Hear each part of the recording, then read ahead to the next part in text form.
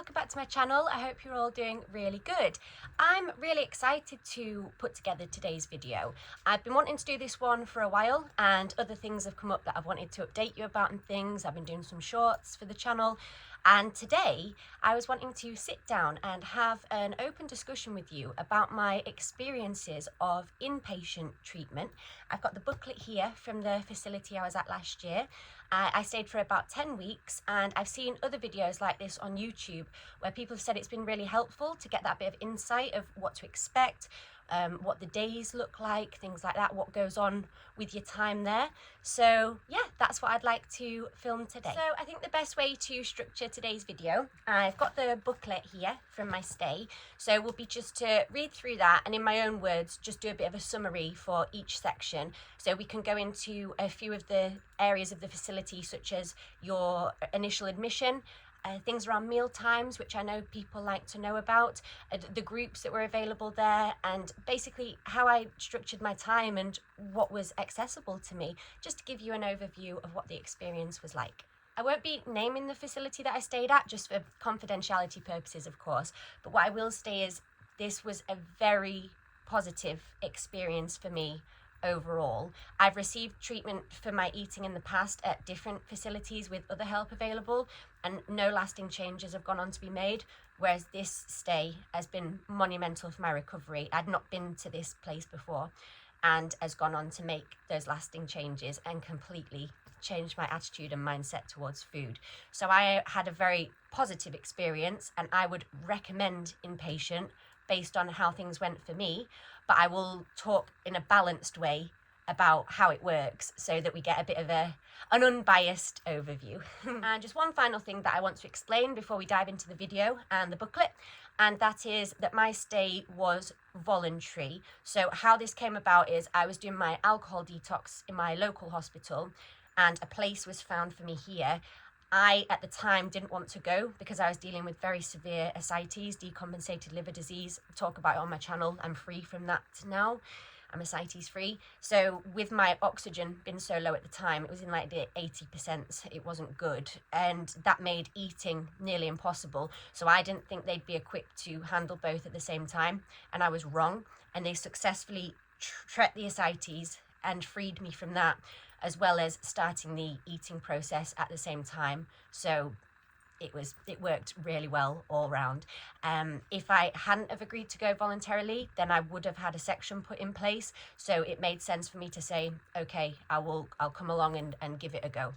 And I'm so glad that I did. Okay, so the first part is pretty straightforward, and that is the inpatient care team. So I thought it best just to talk you through what that's made up of, because they really do tackle all different areas to come together and basically not miss anything in terms of your treatment, and I think that's fantastic. So it's not just purely around the weight gain, it's about all the psychological stuff as well and the skills that you'll need to build. So we've got here nurse consultant, nursing and health support workers, psychology, family therapy, dietetics, occupational therapy, ward doctor and advanced nurse practitioner, and administration team.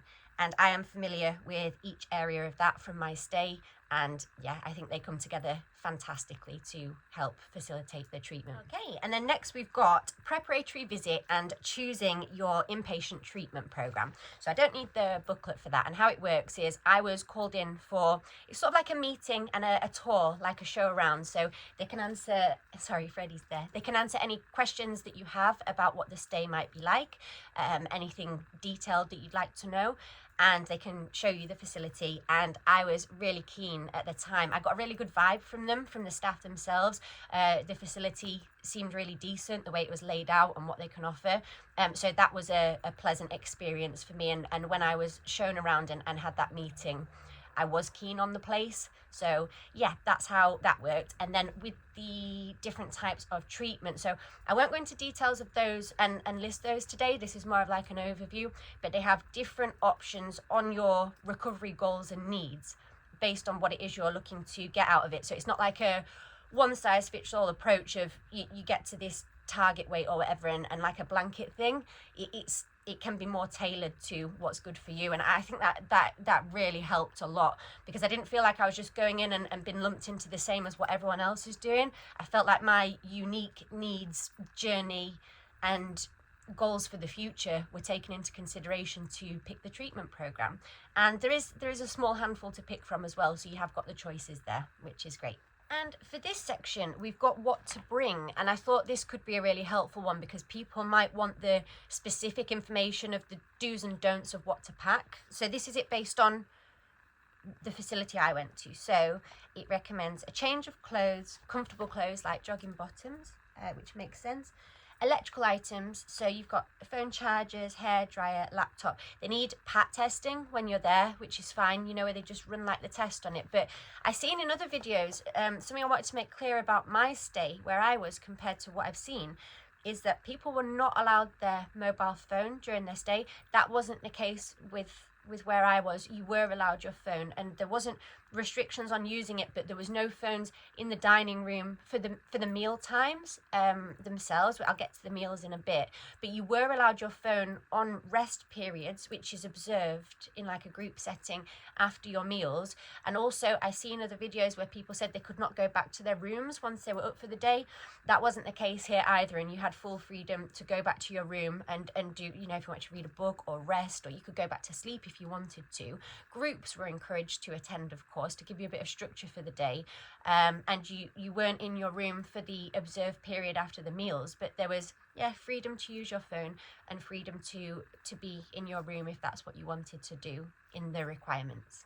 Other things it says to bring: personal items, so photographs, cups, books and magazines, craft materials for free times, toiletries. They have laundry facilities there, so I just took my non-bio washing stuff because I've got sensitive skin, and fresh bedding and towels are provided. So upon arrival, we were not allowed our own blankets for fire purposes, but that rule was actually amended during my time that we were there, so we were allowed one of our own blankets, which was nice and cozy. Hot water bottles, or like a heated teddy or something like that, that was not permitted, again for fire safety and like regulation purposes. And that was a little bit challenging for me at first, because I was very cold during my initial part of the admission for obvious reasons, because I was poorly at the time. So I did struggle with staying warm, but as I progressed through the treatment, I'd sort of naturally warmed up, so that ended up working out okay. And then just some more things to add about what you can bring, which is quite interesting to know.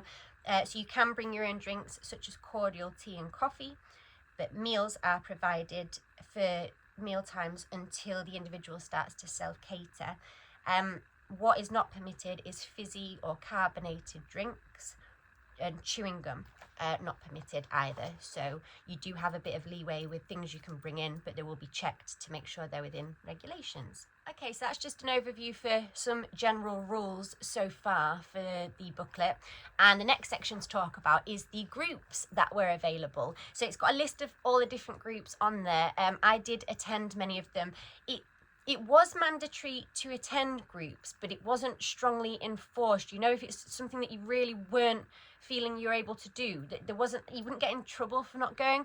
It was just really encouraged, because if you're there for your treatment, it's all very well and good eating the meals and things like that and complying in that way, but in order to really get the most out of your stay, you want to be attending the groups and really committing to that, because it helps so much with your recovery and your emotions and your attitude around that as well.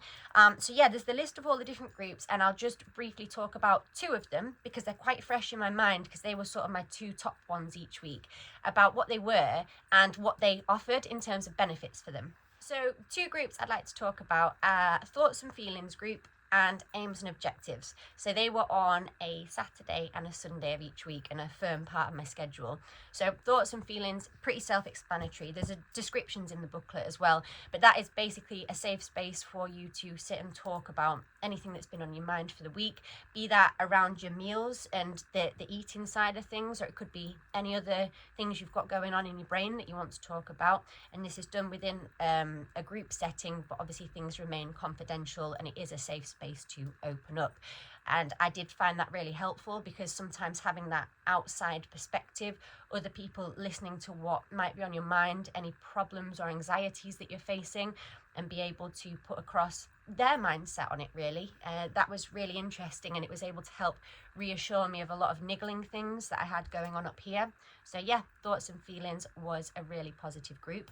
And with aims and objectives, that was my favorite each week. So Sunday each week, you would have a worksheet to follow with a set structure, which is so helpful for me. I love working through things like that. So you will discuss the goals that you set for the previous week, what progress was made on them, did you achieve them? If not, what were the barriers or setbacks? And then set your fresh goals for the week ahead, which just gave me such a sense of clarity and was a really good routine of the way that the groups were structured. There is a group as well that I just want to talk about while we're on the topic that I wasn't able to attend, but I would have loved to have done if I'd had the opportunity, and that's cafe group. So that is where, once a week you will go to a cafe, you get a hot beverage of your choice and a piece of cake or a pasty, something like that. And there is set criteria to be able to attend that. And I wasn't meeting that criteria at the point I was at within my recovery. So it was a future goal of mine. So if I'd have stayed longer than the 10 weeks and fit that criteria, I would have definitely attended, because imagine challenging and conquering that week upon week, so that when you come home, you know that you've got the freedom to, I'd like to go out for a coffee and a cake, please. So definitely would have recommended that group if I had got to a point where I could have attended. And then the next bit, it's talking about a weekly meeting that happens during the stay, and it's called MDT. So I think that stands for multidisciplinary team. And how it works is all the different members of staff I was telling you about earlier, they come together for this weekly meeting. You're not actually sitting in on that. You know that it's happening, and they will come to you afterwards with the outcome, anything they've discussed, any changes to your plan along the way, things like that. What I really liked about the MDT is you have the full opportunity each week to send in either an email or a written letter, anything you like with the confirmation, to make any requests, or if you have any questions for the upcoming week. So they can be big or minor requests. And I love how listened to and validated I felt with any requests that I put forward.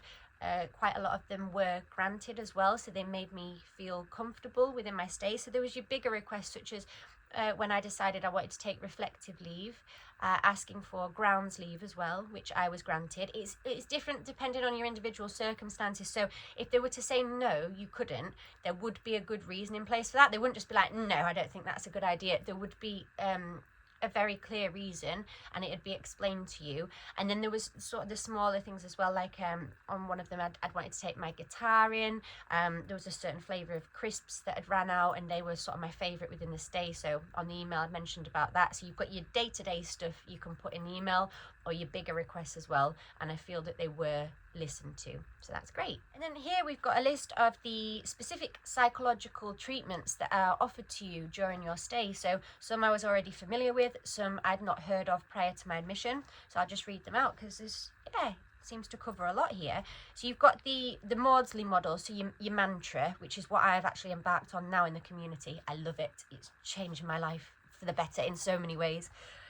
Cognitive behaviour therapy, cognitive analytic therapy, CAT, not heard of that one, family therapy, compassion focus therapy, DBT, so dialectical, and mindfulness. So that's just a list there of what's on offer. And this is probably a main one that people want to hear about, probably why a lot of people would click on this video, is the meals and meal times. So I've got this here as well, and I just thought talking through that and how it works, because if someone's going inpatient, that seems to be an area that they really would like to know about beforehand, along with what to take with you, which I covered in the booklet for my experiences. So with the meals, I will just read out a little bit that's in here and then add any additional info that I think could be helpful. So all meals and snacks provided by the unit, of course. You're asked to pick from the hospital menus. So how that worked is you've got your options for the day on the menu.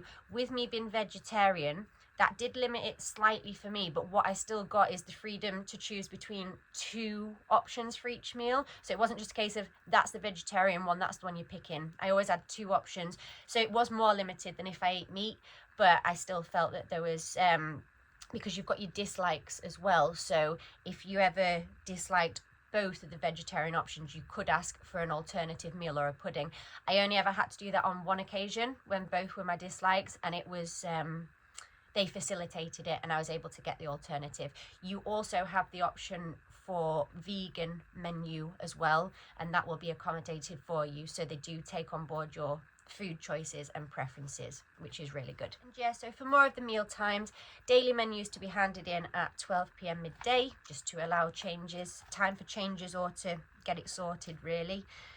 All meals served in the dining room. So there was 3 separate dining rooms. There was the initial, so that's where you go when you first go there, and that's served up for you, so the meals are just given to you as they are on the plate, and yeah, you go ahead with that. Then once you've progressed from initial, you move to main dining room, and that differs because you can move on to serving yourself your own meals in there. I moved on to do that, and I found that so helpful, because you might think, what difference does it make just putting the food on your plate or someone else doing it, because it's still supervised when you're serving yourself, and they'll say, you know, if you need to add like a potato or 2 on, or if you've met the serving size, you're not just left to it, which is a good thing. And I just found it the psychological part of, okay, this is what I think is a reasonable and decent portion. And then if they were to say, yep, all looks good, it just gives you that confidence boost of, oh wow, I served this meal up with what I thought was right. They're saying it's right. So I can trust myself that I know what a portion is now, and I'm learning this. I'm learning what's reasonable. That really helped me. So I was very pleased with the self-portioning of that, but also having the staff check it so that you know full well that you've got it right and that you're learning. And then it's saying in here as well that the 3rd dining room is the NG dining room. I have no experience with that because it's not something that I went through during my stay, so I wouldn't want to talk about something I don't know, but yeah, that's the 3 different dining rooms. And then here is the overview of what your actual meals and expectations look like for the day. So I thought what could be helpful is reading out what the target is to be working towards when you're on sort of a full meal plan, if you like, and giving you insight into what mine looked like, because mine was different to the full meal plan, and that was for various reasons, but the main one being because of my liver issues at the time. They had to be very careful with what food I was on and changing things for certain other things. I needed a certain amount of carbohydrates for my liver function in the morning. It was quite complex and very tailored. So in terms of what I was allocated is my ensure in the morning. I'll get to the times and things. Ensure in the morning, lunch and a pudding, tea and a pudding, and evening ensure. And that is how my days looked, and that is what level I was at during my stay there. In terms of the bigger picture of what you'd be looking for, individuals are required to have 3 meals per day: breakfast, lunch and dinner, a snack at 10:15 a.m. and supper, as well as a pint of milk for them to complete over the course of the day. So during my 10 weeks, I never got to the point of having the snack. And for the breakfast and the supper, I was having them, but I was having ensures, because like I say, they had the correct amount of carbohydrates for my liver, so we were kept on them. Had I stayed longer, the next goals in place were to look at having food for my breakfast, so we were going to do half an ensure and incorporate food as well, so either toast or cereal while we were doing that transition, and look at putting the snack in as well. So they would have been my next goals. The thing with the pint of milk, so that was never applicable to myself, but I know that the way people worked it is that was to be used, you know, in your teas and coffees throughout the day. They weren't limited as well, so hot beverages were fine to have and they had them on hand. The coffee, you could have normal coffee as well. It wasn't just decaf, so that was good, because in the morning I did like to have a black coffee, but I wouldn't just keep drinking it throughout the day because it might have messed with my appetite and stuff. So those are available, but your milk could go into your hot drinks, and then of course your cereals, and if you had it as a snack for your supper as well, you could put it on there with like your muesli or cornflakes, or I don't know, whatever people wanted to pick. So yeah, it would have been interesting if I'd reached the level of incorporating the pint of milk as well. I would have been interested to try and challenge that. Okay, and then this bit is about meal times and also how long you get to complete each meal. So I'll just stick to the facts of what it says, because this could be useful information for people to know. So breakfast, 8 o'clock. Mid-morning snack, 10:15. Lunch, 12. You have your pudding straight after lunch. That's straightforward because you're having both meals within one sitting, which I liked. Mid-afternoon snack, 3:15. Evening meal, 5. You pudding straight after your evening meal again. You got them 2 puddings a day. Evening snack, 7:15. And supper, 9 o'clock. And in terms of the timings that you have to complete each meal, so breakfast, 10 minutes for cereal or toast. If you're having both, you get 20 minutes. I was given 10 minutes to complete my full ensure for my breakfasts. Main meals, so both your lunch and your evening meal, you get 20 minutes. And for your pudding, your 2 puddings each day, you get 10. And your snacks, you get 10 minutes. I found that challenging during the start of my admission to complete within those time frames. As time went on, I found my rhythm with it, and I did find that I was able to do that more comfortably. And I've seen in other videos, they said if there was non-completion of meals, I've seen people with like punishments were enforced, or that they would give them an ensure with the direct amount of what they didn't eat for the meals. I didn't experience anything like that or see that happen, or that wasn't really a rule. It was just a case of you could be given a couple of additional minutes to finish if you were doing well and just needed a bit of that discretion, you know, just for the last few bites. And if you weren't going to finish it and you decided that's what I'm going to eat and then you left it, they would try and encourage you to keep taking bites for the allocated time and to get through what you could. So not just to sort of sit there and be like, I'm done. So there was a lot of encouragement with that. And then if you hadn't finished within the time and you weren't going to, they would just take the meal from you of what you had completed if you had, and then mark it down how much of it you had. So say if there was ever a meal I didn't complete, they didn't then say, well, you need to have another half of an ensure. It would just go down that meal wasn't completed. I was completing majority of mine, probably over 90% of my meals, so it was never said to me, oh, if you don't, then this had happened or this consequence. So with repeated failure of meals, so say if you were just refusing to comply, I don't know what would happen consequence wise then, because it's not something that I went through or experienced. So there would be things put in place if you were just turning down your meals, I'm sure. If you want an idea of the sort of food that was available to us to choose from, I could just run through some of the options that I remember. So how it worked is, with your mains, you have your 2 per day, obviously your lunch and your dinner, but at least one of them has to be a hot meal each day. So you can have 2 hot mains, or you can have a hot and a cold main. And your cold mains are normally either a sandwich and your crisps, and also jacket potato fell under cold main as well. So even if you're having jacket potato with like beans, for example, baked beans, that would still go down as a cold meal. I didn't have a jacket potato the whole time I was there, and I don't know why, because I'd seen other people serve them and they looked really, really good. I just stuck to my 1 sandwich with the crisps and salad per day, and then my 1 hot main as well out of the 2 choices. So I'd have things like, I could have quiche, I could have veggie lasagna, there was like curry with naan bread that was really nice, those sort of things. So like your hearty meals that you would expect, really. There was veggie cottage pie that I was able to experience there. And with the puddings, so they were mainly, your cold puddings were ice cream or yogurt as standard, and it's the same. You had to have at least 1 hot pudding a day out of the 2, and then you could have your cold one. So I opted for ice cream because I really liked it there. I thought it was lovely. And my 2 favourite of the hot puddings, they always came with custard, would be the Jamaican ginger cake, so nice, and the sticky toffee pudding. And I got to try out new puddings that I've never had in my life before. So I tried out bread and butter pudding for the first time. Really liked it.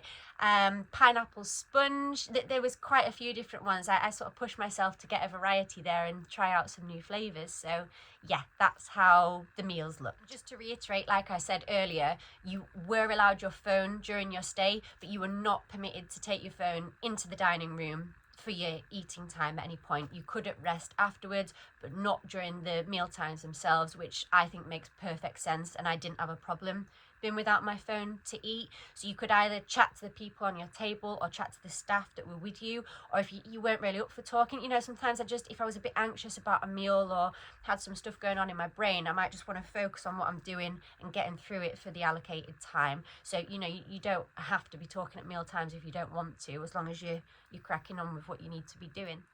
And the next section is about weight monitoring and restoration. So there was a specific weight target expectation to be hitting per week.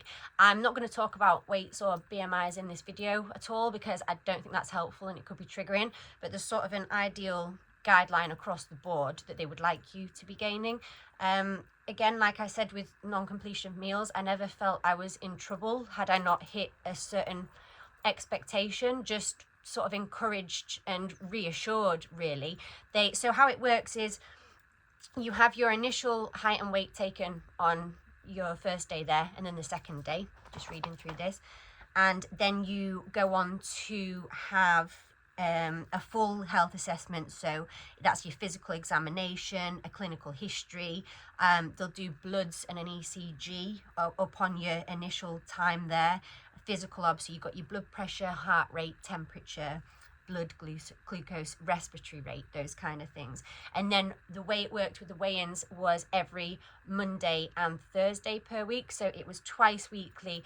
But the way that they would look at the weigh-ins is it was done week to week. So there wouldn't be a case of, say, if you got weighed on the Monday, then they wouldn't look at how it was on the Thursday. They'd do it for the full week, if that makes sense. And an option of something they offered regarding the weigh-ins is also something called Weight Clinic, which was available once a week.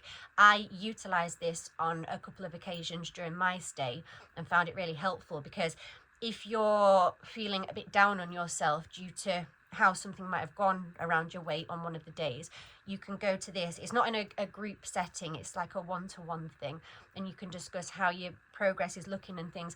And why that's helpful is because they're looking at it as the bigger picture. So if I'm going in thinking, on this day it's not quite what I was hoping for and this has happened, they're able to say, well, if you look at how you're doing overall, and this is the direction you're going in, and this is the progress you're making, and these are the good things, it just gives you that boost to stay on track and think, you know what, I am on the right journey here and things are going good. So you don't get that disheartening feeling if everything's not working out exactly as you had planned on that specific day.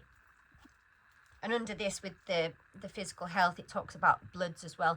I'm very needle phobic, but how it worked is it was daily bloods for the start of my admission. I think it's daily for everyone at first, and that was amended to twice weekly later on during my stay, you know, when I'd got more stable and they were, because my electrolytes were not good upon arrival. My bloods are always really good now. I went last week to go get them done at my hospital, and since I've been home to now, the bloods I've had have come back spot on. So I'm maintaining that at home, which is great. And they were really good with the bloods because I have a set process I go through. I put a certain song on. It's the same song I listen to every time I get bloods taken. I sing along to it. I have my headphones, and I have I have like a routine of where I like them to take it and how I like them to do it.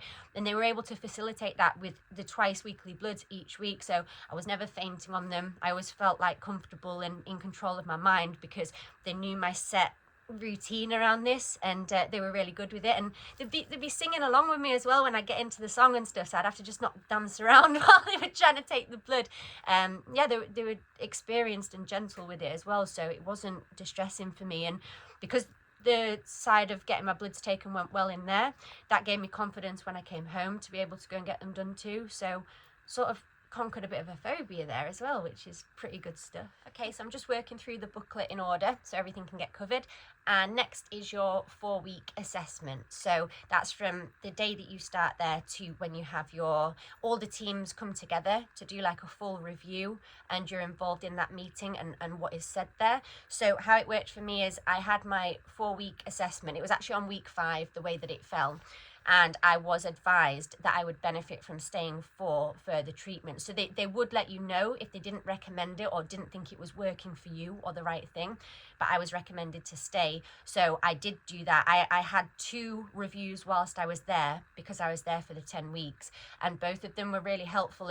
They solidified my commitment to staying because we were able to discuss what progress had been made, what areas I'd be keen to work on moving forward, you know, things that I wasn't entirely confident about yet, and get a really firm grasp of the direction I was heading there and what I was taking from it.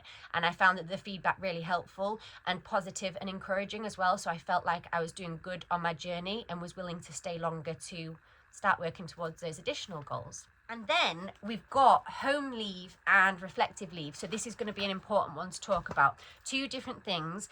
And it says here, home leave not supported within the first 4 weeks of treatment. That does make perfect sense because you don't want to be getting settled into this new routine here and then maybe disrupting that by going home quickly and getting into that routine again. So it makes sense. I knew that I would not be getting home leave for my first 4 weeks there before I went. I was fully aware of that and was fine with that. My days were pretty full there and I didn't feel I was missing out on anything. And how it works is there's certain criteria to be met for home leave, and it's done on like an individual basis. And throughout my 10 weeks there, I didn't meet that criteria, so I wasn't able to access the home leave itself.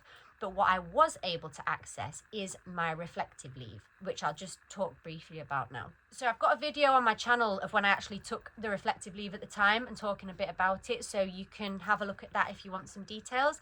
And just as an overview, it's a period of time for up to 72 hours you can take as a one-off basis where you can go home, and it is what it sounds, reflective leave, reflect on where you're at with your journey now, what you're learning, what areas you might still need to improve on, if treatment is still right for you, because you've obviously got your longer period at home with it being the set 3 days to really identify, is going back going to be beneficial for me? Do I still need to be working on this? How confident am I?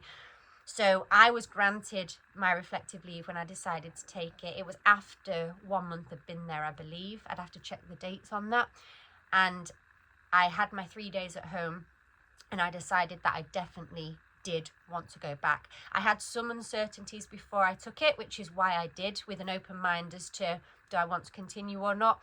And I went back to them after my 3 days and I said I definitely would like to stay and pick up where we left off with the treatment, and had some clear goals of areas I struggled with that I thought, I'm not ready to do this on my own yet. I'd like to focus on these when I go back and conquer them and be comfortable with them. And that's exactly what went on to happen. So wrote about the areas I wanted to work on. We had like a meeting when I went back. There was also a group run around that, so then we could sort of tailor my next stages of treatment based on what I learned from the reflective leave. So yeah, it worked out pretty perfectly, to be honest. But you can only take that one time, so you couldn't just have reflective leave and then be like next week, I think I'll reflect again. So I used mine at pretty much the ideal time of my stay. To add on to like the rules or criteria around the leave, I think this is important to add in as well. If you're there under a section, you know, with the Mental Health Act, then you would not be permitted to take reflective leave. So like I said at the beginning, I was there voluntarily, so can only speak based on what I know. But I do know that that was one of the criteria. So I just thought it's worth mentioning so that we've covered everything as we're talking through it. So if you're there voluntarily, you can request the leave.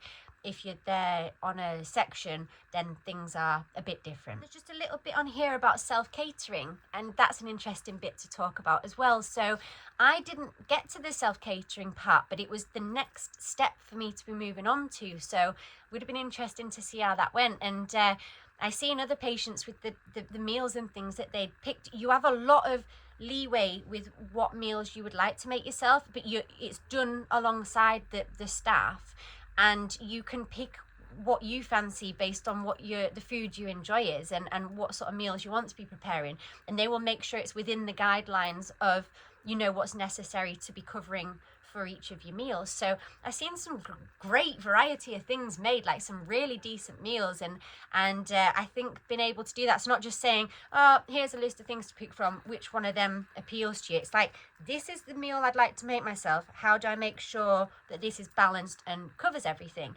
And you start off pretty steady as well. They don't just throw you in the deep end with it. So how it was going to work with me is we were just going to start with the sandwich side of things first. So, you know, I was having the sandwich each day for my cold, like I mentioned before, for the cold meal. So it'd be a case of preparing that myself with what fillings I chose that I would like to have. And you know, you pick so you think it's just a standard bag of crisps, but they'll make sure it's the right crisps within the limit of what you need, so you're not going too low on your calories and things like that. So it would have been a case of making the cold meal first, so preparing the sandwich for myself, which doesn't sound like a big deal, like, oh, you're in there and you're learning how to make a sandwich, surely you know how to make a sandwich. Again, it's like the psychological side behind it of, I'm preparing this meal for myself, I am happy with what's going into it, I think that's well balanced, and I'm then going to eat it and enjoy it. And then from there you can move on to, you know, the hot meals and exploring more about what kinds of things you like and would like to prepare for yourself. So I think that's a really good step that you can move up to get a bit more of that independence around your meals and that progression. And we're on the last section of the booklet, so we've worked through that, and it's the visiting time. So pretty simple to explain. Your weekdays is 6:30 until 8, and weekends and bank holidays you can do 2 till 3, and then 6:30 till 8 again. And they're scheduled, you know, around meal time, so that it's not in disruption of any of that. The only thing with that is, obviously on the weekdays you've only got the one visit on an evening, and there was quite a lot of people that wanted to come see me a weekday in the daytime, and that wasn't an option for visiting. So that would have been ideal if they'd had that extra visit in there, but with the weekends, with having the 2 different visits available, people were able to work around that, and I was able to see family and friends and things pretty well and pretty consistently, I'd say. And then there's the section in here about discharge from the facility, which will be important to talk about as well, so you know how that worked when I decided to leave and continue my care in the community, and what that process was like, because I didn't know before putting the request in how that was going to go, and it actually ended up being straightforward in my experience, so I'm grateful for that. It was quite a smooth process. So it was a case of, I'd formally decided on the Saturday, and by the Monday things were in place so that I was able to go home. So I'll just talk you a bit about what was put in place for that, and what the process was like. What they'd put in place for me upon me leaving was, they contacted my GP about the situation and the care in the community, so with the mental health team and the eating disorders team, and I was given a face-to-face appointment. It was either within 24 to 48 hours with my mental health team. That was really beneficial to get that sorted, and from there we commenced fortnightly physical health checks. It's like my weight and things like that, and just your standard checks each time, and also mantra therapy, which I'm on my 4th session now, and it is phenomenal what I'm learning and how I'm progressing with that. So that was all put into place very quickly, and the facility itself called me back within 3 days as well, which they always do, which I think is a great thing to offer, just to make sure, you know, that everything is okay, and just that follow-up call made, and just feeling like it's not a case of, right, you're out now, so the care stops, because it doesn't, and things were put in place so that I could keep working on my recovery safely at home. So I'm very, very grateful for that, because it's still going very well. So that brings us to the end of today's video. I have a lot of upcoming ideas for the channel, as always. I'm always putting out different uploads on a range of stuff, so hopefully you've been enjoying the content. And next video will be out next week, of course, keeping to the regular uploads as much as possible. Lots of love, and I will see you next week.